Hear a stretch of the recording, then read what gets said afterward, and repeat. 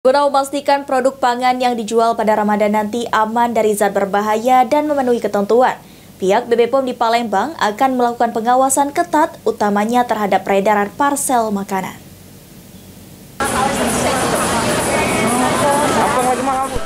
Guna memastikan produk pangan yang dijual pada Ramadan tahun 2024 ini aman bagi masyarakat dan terbebas dari zat berbahaya dan memenuhi ketentuan, pihak BPOM di Palembang akan melakukan pengawasan ketat.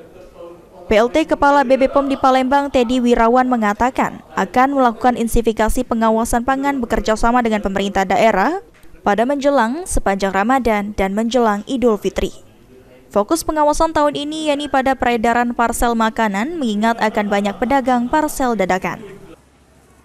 Ramadan ini dan sepanjang bulan Ramadan dan menjelang Idul Fitri kita akan lakukan fokus di parsel. Kami juga nanti akan kerjasama dengan lintas sektor. YLKI juga kita akan undang untuk melakukan sama-sama turun lagi ke lapangan. Itu parsel berapa sarana, Pak?